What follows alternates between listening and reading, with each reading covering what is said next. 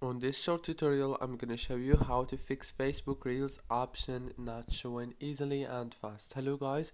So first thing you wanna do is open the settings on your phone, open the apps manager, go to the apps and then open the Facebook app. Now this is the app information page as you can see right here.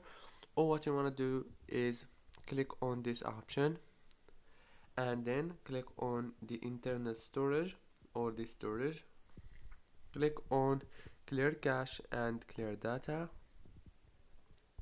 and then click on the data usage and make sure to enable every single option right here.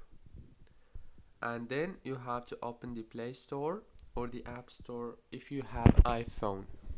Search for Facebook and then click on update. That's it guys for today's tutorial. Don't forget to like and subscribe. Thank you for watching.